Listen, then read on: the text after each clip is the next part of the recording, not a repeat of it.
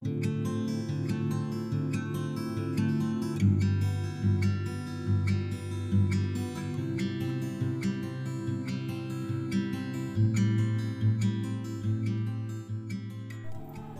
Suparmoko, otonomi daerah diartikan sebagai kewenangan daerah otonom untuk mengatur dan mengurus kepentingan masyarakat setempat menurut prakarsa sendiri berdasarkan aspirasi masyarakat. Otonomi daerah dengan demikian berarti kemandirian suatu daerah dalam kaitan pembuatan dan keputusan mengenai kepentingan daerahnya sendiri.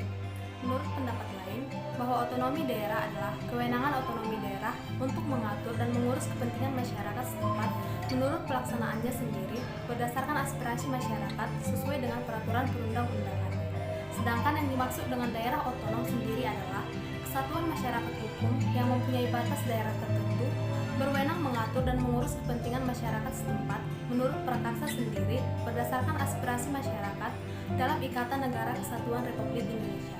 Salah satu aspek penting otonomi daerah adalah pemberdayaan daerah otonom, sehingga mereka dapat berpartisipasi dalam proses perencanaan, pelaksanaan, pergerakan, dan pengawasan dalam pengelolaan pemerintahan daerah, dalam penggunaan sumber daya pengelola, dan memberikan pelayanan prima kepada publik.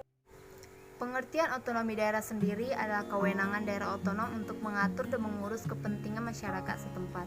Deliangge menyebutkan ada beberapa alasan ideal dan filosofis diselenggarakannya desentralisasi pada pemerintahan daerah otonomi daerah.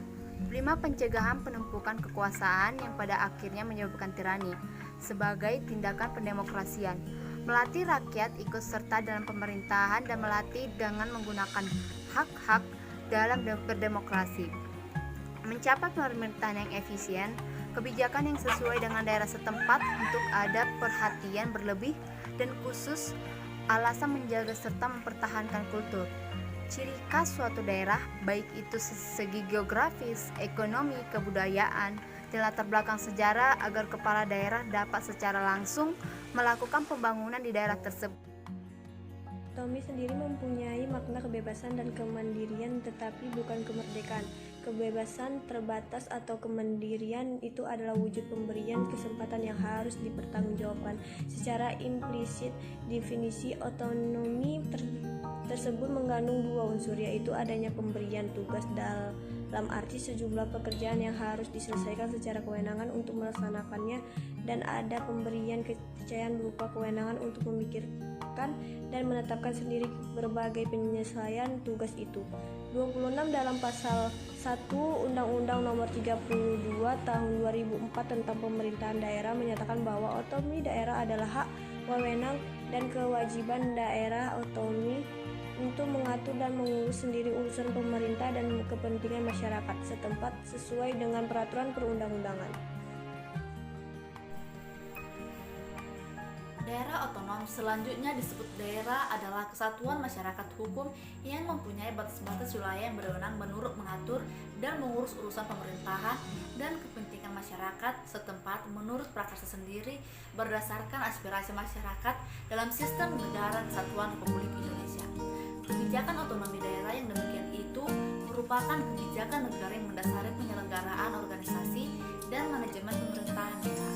Artinya, seluruh kebijakan dan kegiatan pemerintahan serta kebijakan dan kegiatan pembangunan di daerah dilaksanakan menurut arah kebijakan yang ditetapkan dalam kebijakan negara tersebut.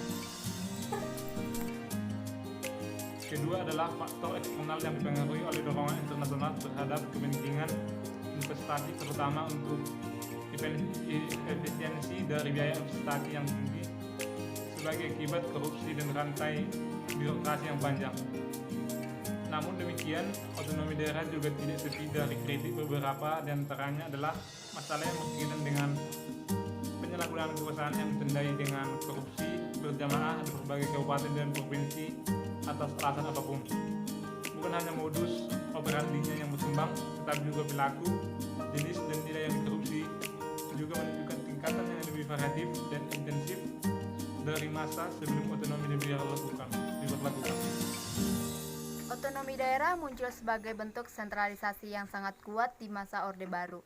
Berpuluh tahun sentralisasi pada era Orde Baru tidak membawa perubahan dalam pengembangan kreativitas daerah, baik pemerintah maupun masyarakat daerah. Ketergantungan pemerintah daerah pada pemerintahan pusat sangat tinggi sehingga sama sekali tidak ada kemandirian perencanaan pemerintah daerah pada saat itu.